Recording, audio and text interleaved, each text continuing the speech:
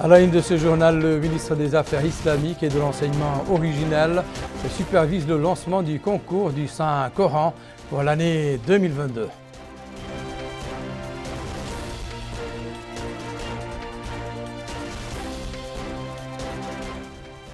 Notre pays reçoit de la Chine 1 million de doses de vaccins anti-Covid.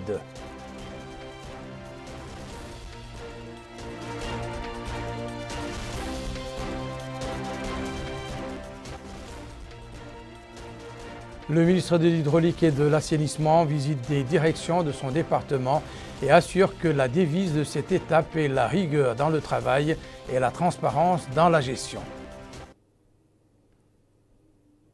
Mesdames, Messieurs, bonsoir et bienvenue à tous. Le ministre des Affaires islamiques et de l'enseignement original a supervisé ce mardi à la mosquée Ibn Abbas à Nouakchott le lancement du concours du Saint-Coran pour l'année 2022. Ce concours qui s'inscrit dans le cadre de l'animation religieuse du Ramadan comporte plusieurs disciplines religieuses. Mohamed Khattab. Près de 500 candidats participent au concours religieux de ce Ramadan organisé par le ministère des Affaires islamiques et de l'enseignement original dans la récitation du Coran, le hadith, la sunna du prophète, sallallahu alayhi wa sallam, le fiqh malikite et la langue arabe. Supervisant le lancement de ces différents concours, le ministre des Affaires islamiques et de l'enseignement originel, M. Daoud Sidi Ould-Amar Taleb, a indiqué que ce concours s'inscrit dans le cadre de l'orientation et de l'attention particulière qu'accorde le président de la République, Mohamed Ould Cheikh Al-Ghazouani, au secteur des affaires islamiques et tout ce qui y a trait, comme en témoigne la création du prix du président de la République, de récitation du Saint-Coran et de compréhension des précis et textes enseignés en Mahadra. Ces concours viennent, dit-il, compléter ce concours du président de la République pour la mémorisation et la maîtrise des textes et précis étudiés dans une grande Mahadra. Et notre espoir est grand, dit-il, à l'endroit des participants dans les résultats que vous y obtiendrez. Place ensuite sera faite au dispatching des compétiteurs et de la mise en place des comités de supervision des concours pour démarrer la compétition entre les jeunes sur la base des connaissances et des compétences. Ce sont des concours, dit le directeur des Mahadra et de l'enseignement originel, que le ministère avait pris l'habitude d'organiser pour animer ce mois béni du Ramadan, même s'ils ont été arrêtés depuis 2 ans à cause de la Covid-19. Cette année, les concours reprennent et englobent la récitation du Coran, le hadith, la sira, le fiqh malikite et la langue arabe. Le nombre de participants avoisine les 500. Ils sont répartis comme suit. Pour le Coran, 270 filles et garçons. Pour le fiqh, 56. Pour le hadith, 55. Et pour la langue arabe, 45. Et la sira, 60. De même, a-t-il dit qu'une élite de chefs de Mahadra a été désignée comme jury délibérateur dans ces concours. Il est à noter que ces concours se déroulent dans le complexe Ibn Abbas et doivent se poursuivre jusqu'à la fin du Ramadan, date de remise des prix aux lauréats des différents thèmes en compétition.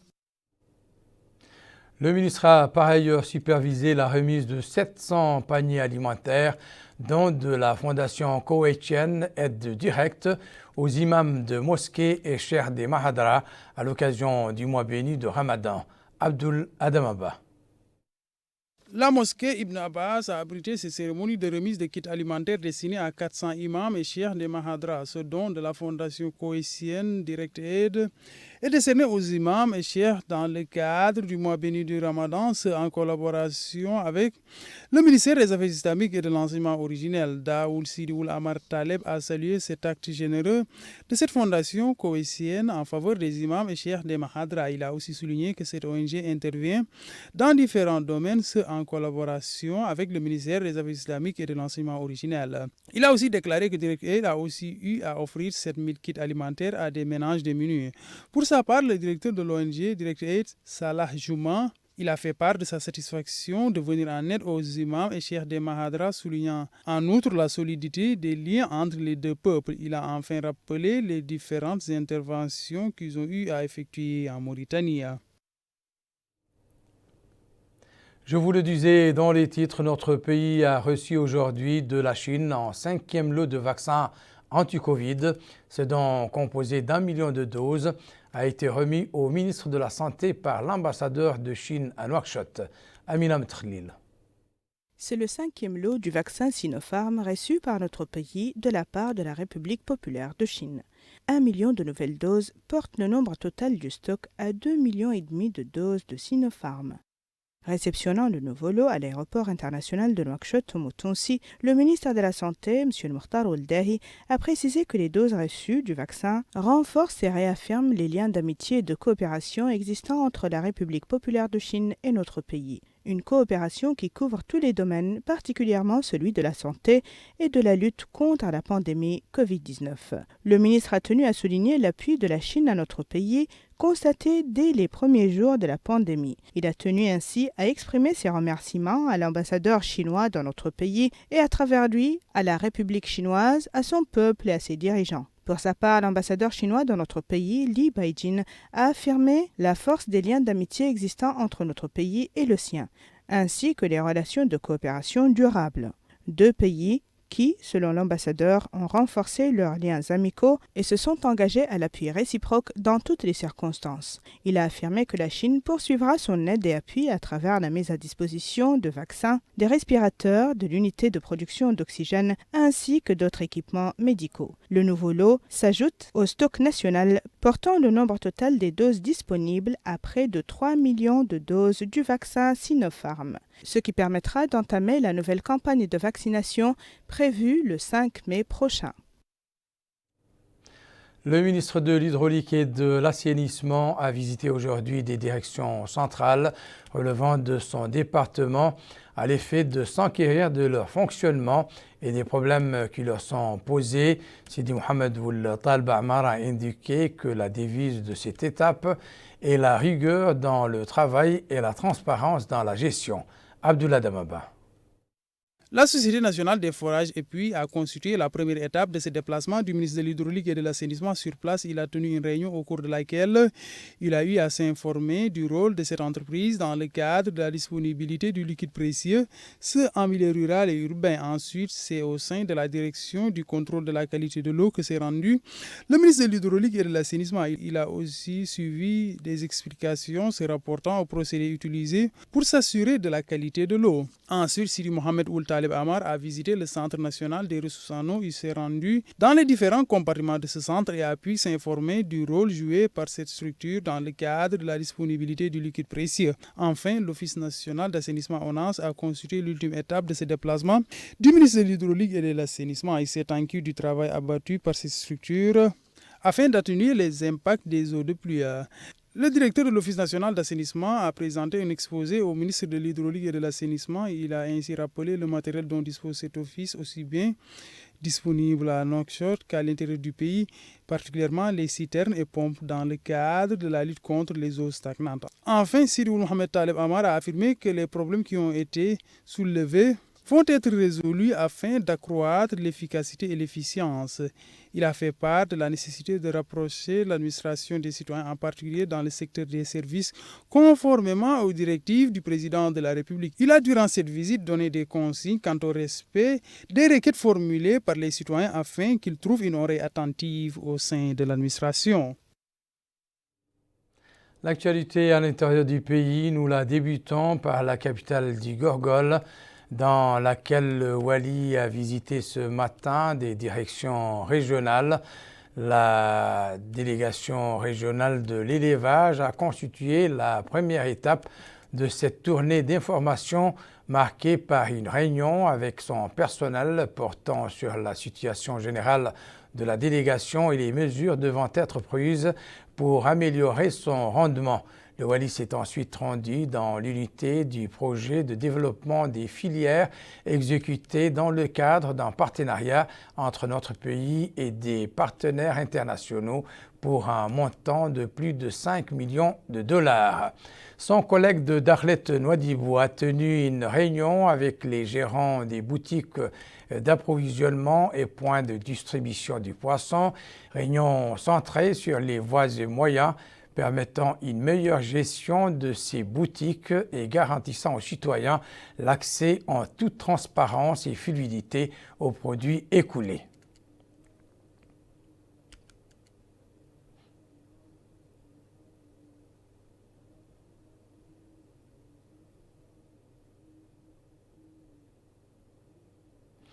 Enfin, le Wali Tagan a visité ce mardi les centres régionaux de la Somelec et de la SNDE à Tijikja.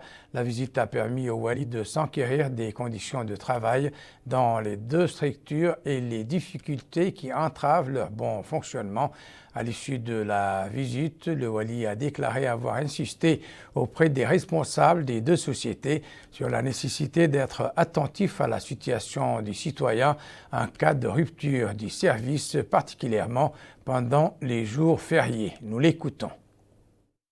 Cette visite dans ces deux services vitaux qui sont la SND et la Somelec est une visite très très importante parce que nous sommes en train de traverser une période de chaleur. Donc l'eau est une matière vitale, tout comme l'électricité. Donc les services ils doivent être à jour des instructions du président de la République pour que ces services soient vraiment très proches des populations. Donc cette visite m'a permis par ailleurs de savoir le fonctionnement de ces deux services. J'ai eu quand même à demander aux services de respecter les principes de l'éthique et de la déontologie de l'administration. Le poisson sera au menu de plusieurs foyers à Agjoust. La société de distribution de poissons a en effet procédé à la distribution d'importantes quantités de cette denrée aux ménages les plus démunis de la capitale de l'Unchérie dans le cadre du soutien apporté à cette frange durant le mois de Ramadan. Amina Mentril. C'est dans le cadre de l'action de la Société nationale de distribution des poissons visant à mettre d'importantes quantités de poissons gratuitement à la disposition des populations qu'intervient la présente opération de distribution effectuée à Agjoust. S'exprimant par la circonstance, le wali de l'Unchérie, Mme Matfaïda Mthadden, a précisé que les quantités distribuées sont de 10 tonnes de poissons octroyées gratuitement au niveau de la wilaya de l'Unchérie. Il a rappelé que cette distribution vient compléter la mission des boutiques Ramadan, opérationnelles depuis le début de ce mois béni et dont les prix sont subventionnés. La SNDP vise à travers cette opération, entre autres, à faciliter l'accès des citoyens à cet aliment de base sur l'ensemble du territoire national.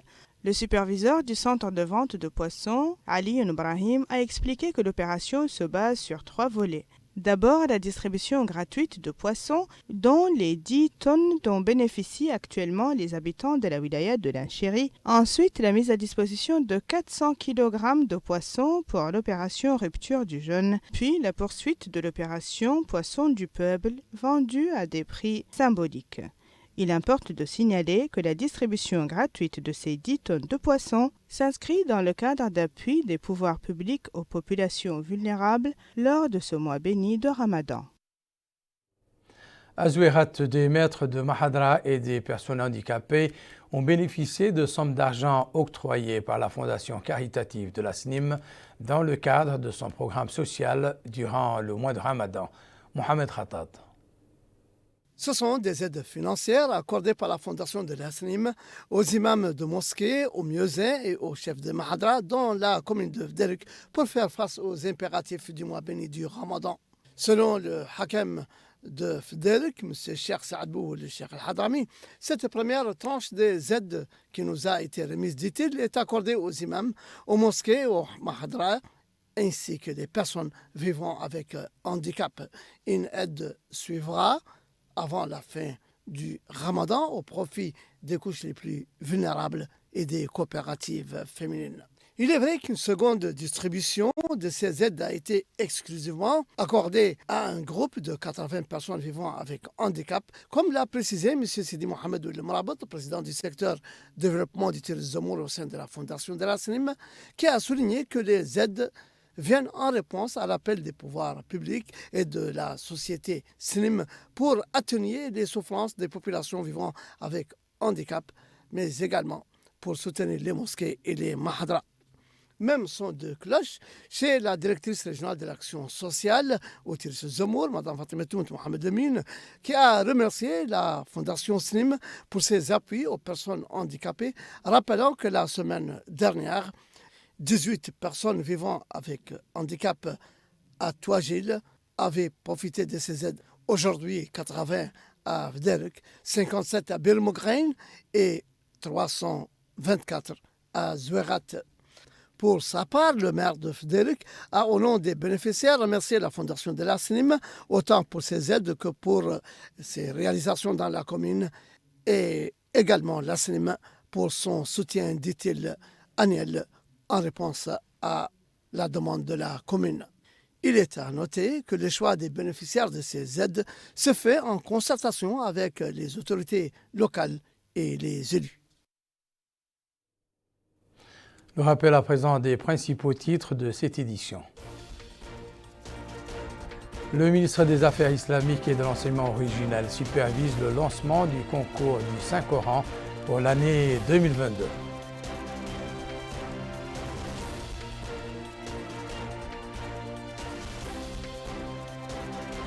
Notre pays reçoit de la Chine 1 million de doses de vaccins anti-Covid.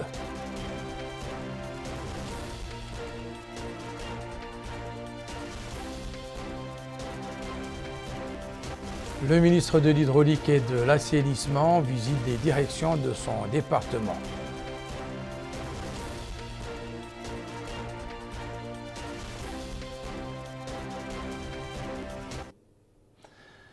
C'est la fin de cette édition. Merci pour votre attention. Excellent moment avec le reste des programmes d'El Mauritania. Au revoir.